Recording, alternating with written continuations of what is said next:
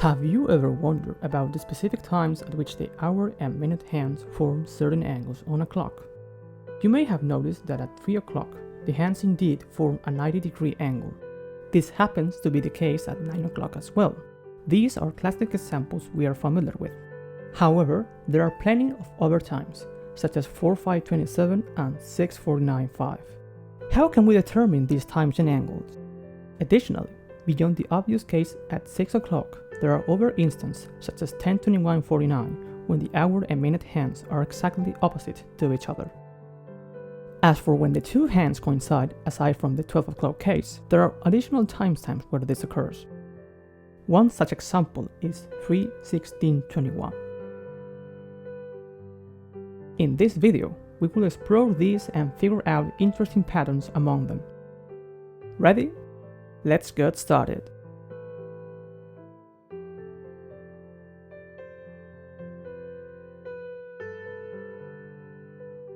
This project is my submission for the third edition of the Summer of Math Exposition, an event created by 3Brew1Brown. Their channel has inspired countless individuals like me to explore software animation tools. This is Menem, a Python library which will be the sole protagonist in this video. I encourage you to check out their channel if you haven't already done so. As for myself, while this might not be my first Menem video on the channel, I have never posted anything related to maths. Today, I bring you a fairly easy yet unexplored topic with a little more value in novelty. So, without further ado, let's wind up our clocks and begin.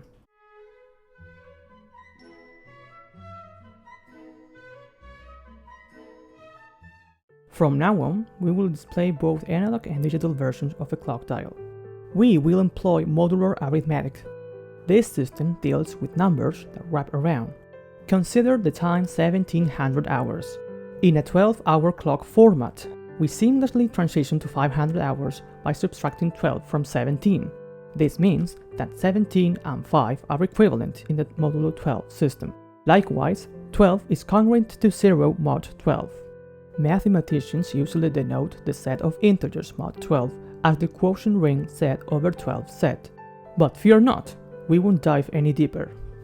Instead, before delving into the terminology and some definitions, let's review some basic relations. For starters, the minute hand moves 12 times faster than the hour hand does. But why is that the case? Setting the clock to 12 o'clock, the hour hand rotates by 30 degrees right after the minute hand completes a full revolution. This value of 12 follows by dividing 360 degrees, the ones in the circle, by 30, the swept angle. We will use the term nth notch when referring to the location of the nth number on the clock face. The angle between two consecutive notches measures 30 degrees and 6 degrees between two subnotches.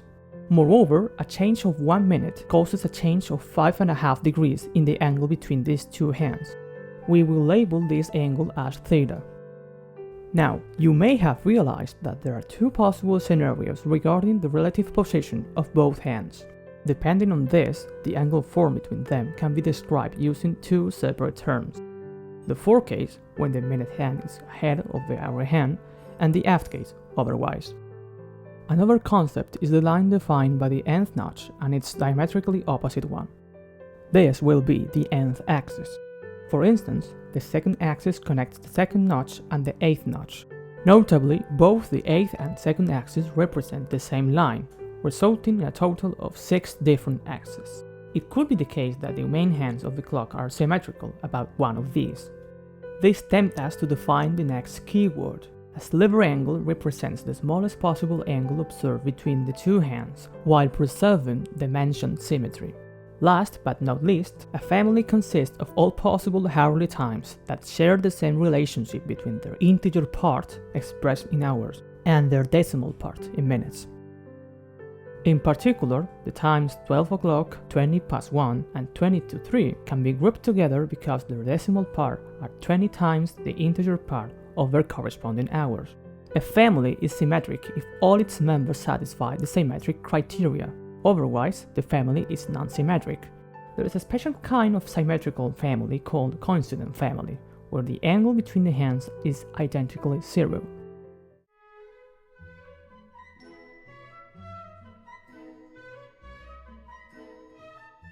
Let's estimate the first instance when the hands coincide after a given time, say 4 o'clock. We know it cannot be as late as 25 past 4. So the minute hand must be somewhere between the 4th and 5th notches, leading to our coincidence problem. We could use differential equations within isolated conditions, but that's beyond the scope of this video. Feel free to share in the comments down below what other topics for future videos may interest you. Instead, we will use the variable t to represent the time in minutes. Starting from the 12th notch, the hour hand begins with an initial offset of 120 degrees. Since this hand covers 30 degrees per hour, or half a degree per minute, its angle can be written as this function. On the other hand, the angle equation of the minute hand can be written as follows. Now, setting both expressions equal to each other, we can solve for the value of t. However, this is not our final answer. We need to convert it back to hours and then add 4, that is, 4 plus 4 over 11. Great! We have determined where the hands meet, but I'm sure you have spotted something peculiar. We have taken the angle of 0 degrees and started from 4 o'clock, although there are 10 more other instances that fulfill this condition, which make up the only coincident family of the clock. In any case, the steps of the general proof are essentially the same. While the animation plays, feel free to reflect on this for a moment.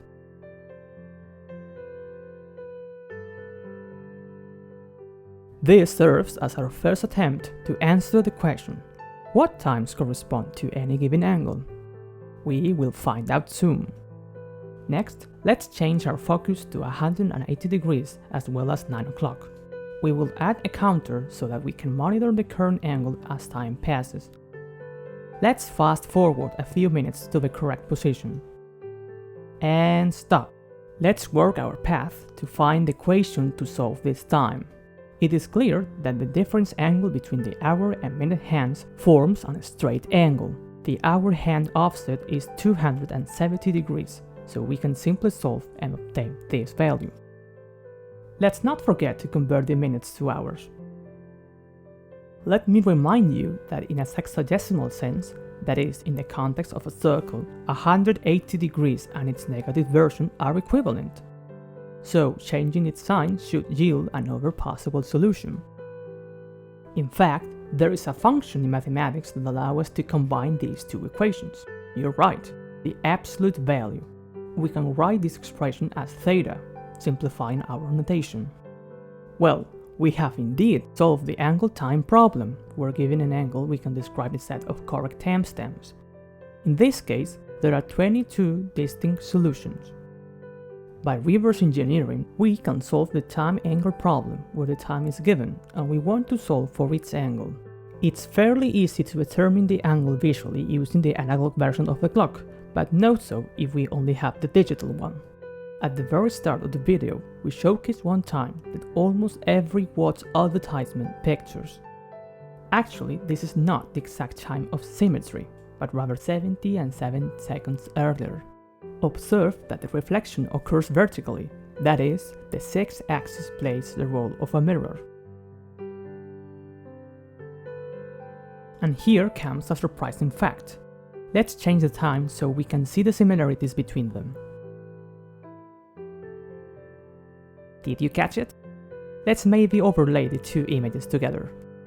It turns out that both times have the same angle. In fact, if we add up these times with all their decimals, we get a total of 12 hours. Time to prove some stuff.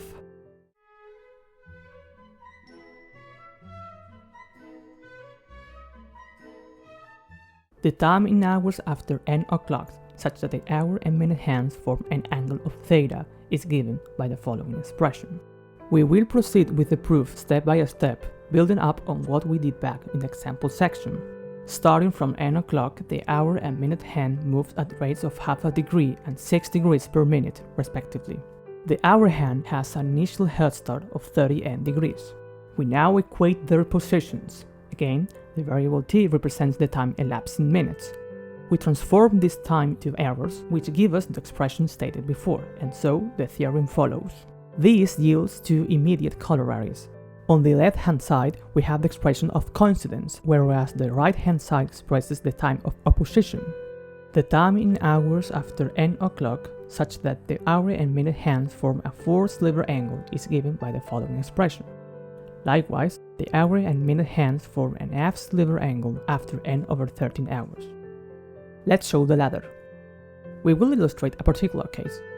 By definition, the minute hand precedes the hour hand for any f angle. If we divide them by their bisector, that is, the axis formed between these two hands, the minute hand angle plus half of theta equals the nth notch angle. We can take into account that 30n is the angle location for the nth notch, and theta is the difference between the angles covered by the hands, so we just need to solve the equation as follows.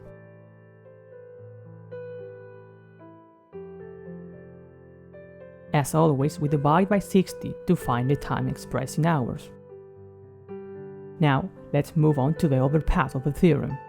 Let's consider another example using what we already know. For n equals 11, we get this configuration on the analog clock. However, there exists another time where the angle is much smaller in the posterior case. We can rearrange our equation like this. And you might wonder, why is theta negative? And where does that negative 12 come from? Well, the explanation is quite simple. Since the hour hand angle is smaller than that of the minute hand, we add half of it by changing its sign.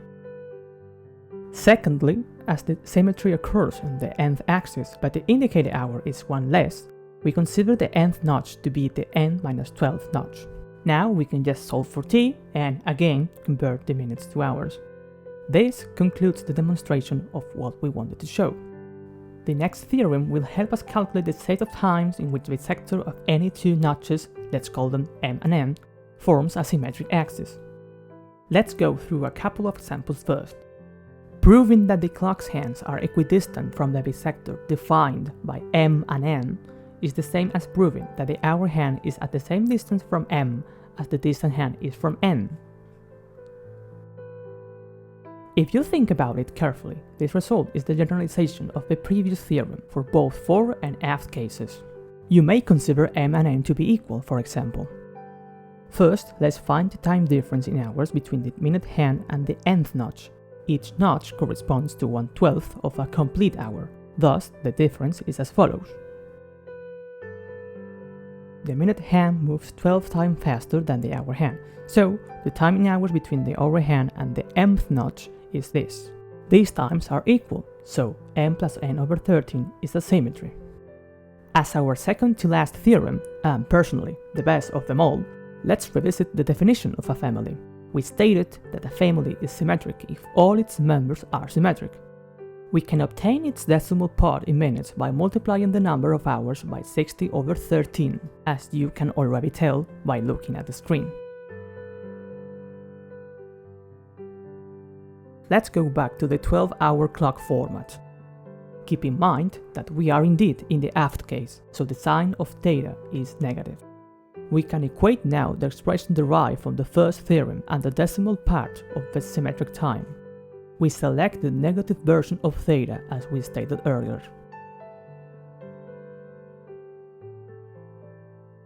Therefore, the aft sliver angle of any symmetric time is 60 times its decimal part.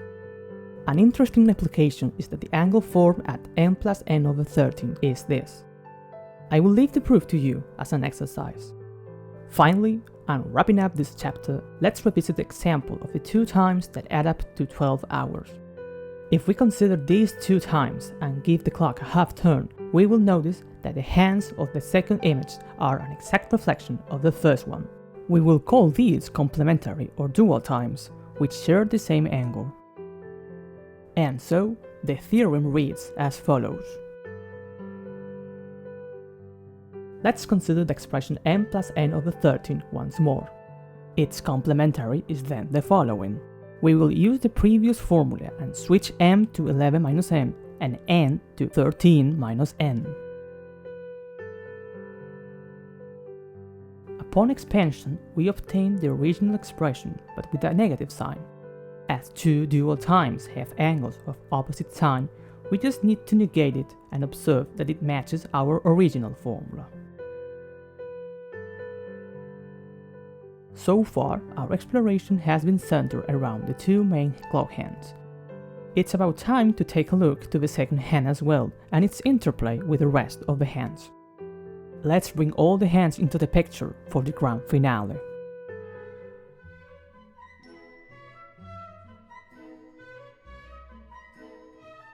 In the same way that we named theta, we can define those formed at each pair of hands as delta and lambda, as you can see on the screen. With this setup, we know that delta plus theta equals lambda. We could study the equations that determine when one of these angles has a certain value. Instead, let's get more visual. Here's a question for you. When do all the hands coincide? It clearly happens at 12 o'clock, but are there other times? And here's another question. Is it possible to have all three hands spaced equally?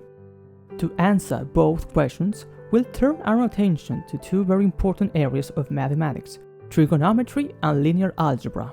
For everyone to follow along, let's have a brief overview starting with the latter. A vector is a directed line segment in space that has both a magnitude and a direction. While matrices and other concepts are also studied, we won't need any of those. As for trigonometry, as its name suggests, is the study of triangle and angle measurements using trigonometric ratios like sine, cosine, etc. Let's consider the three clock hands as three vectors of equal and unit length, meaning their length is 1. We will also consider the sum of these vectors, which is another vector. If the hands are 120 degrees apart, the result is precisely the zero vector. When they coincide, the sum would be a vector 3 times the original. But how do we add vectors in the first place? Well, knowing the coordinates, it's simply a matter of grouping them, so x's with x's and y's with y's. Taking into account the orientation of the plane we've seen on the screen before, these are the vectors of each hand. Now we add component by component, that is, sines with sines and cosines with cosines, and this is the sum vector. We just need to calculate its magnitude, which is the square root of the square sums of these components. Using expansion and simplification inside of the square root, along with the identity delta plus theta equals lambda, we obtain a function of time. Let's call it f of t. If we analyze this function, we'll see that it oscillates between 0 and 3. We know for a fact that it reaches its maximum value when the clock strikes any multiple of 12 hours, as we return to the initial configuration. But does it ever reach 0? Let's plot its graph. I have replaced delta, theta and lambda with their expression in radians. As we move further to the right, notice the behavior of the function that seems to repeat at a given point. We've scaled the graph up to 12 hours. Since the hour hand has completed one revolution, the function is periodic from this point on. It's interesting to see that the function is bounded by two others, which can be derived with better analytical understanding. Let's transform time into hours.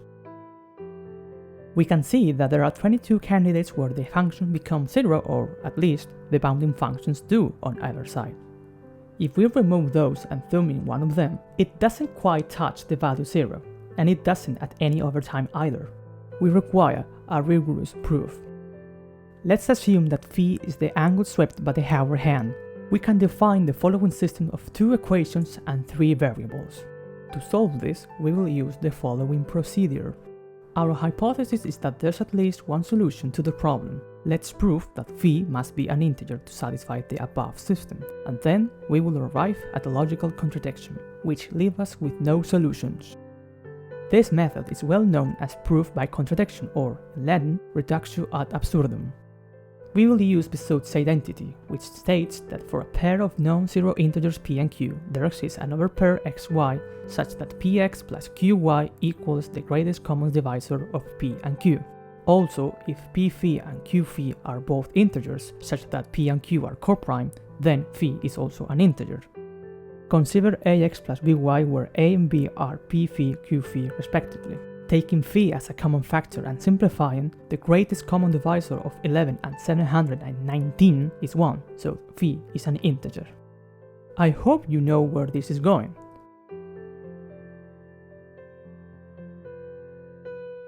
Adding the 2 equations of the system, 730 phi is a multiple of 360. Dividing by 10, since 73 is a prime, 36 must divide phi. However, we can rewrite the first equation as follows, but 36 doesn't divide 12, which tells us that all the above is impossible. Since all the steps were correct and we have arrived at a false conclusion, our hypothesis is incorrect, that there are no solutions. Therefore, the hands never reach the desired configuration. This doesn't mean that we can't find approximate times, two of which are this one and its corresponding dual. Notice that the angle counters are really close to 120 and 240 degrees.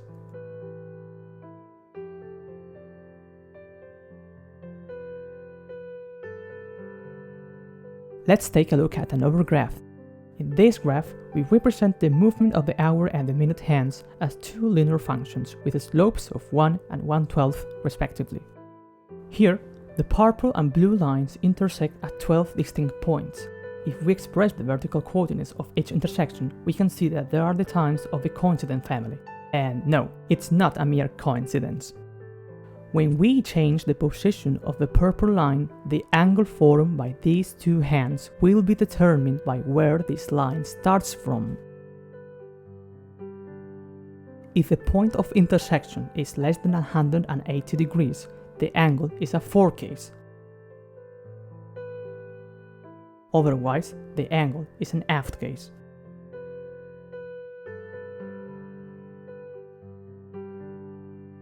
If we choose 240 degrees or -120 degrees, we see that the time is slightly less than our approximation, about 2 seconds behind. The same happens when we consider the 4-angle version, that is 120 degrees. Here, the difference is also about 2 seconds ahead. And we are running out of time, though the truth is there's not much more to tell. The modeling, the script design, and Manning programming have been the guiding thread of this learning process. We've posed definitions, structured and demonstrated simple yet intriguing statements, and put into practice exercises in geometry analysis and number theory. All these branches that might not seem related to clock mechanics, but are interconnected if we know how to study them. As Einstein once said, we cannot solve problems with the same thinking that created them. If you have made it to the end, I hope you've enjoyed it as much as I did. Thank you for watching, and I'll see you in the next video. Bye for now!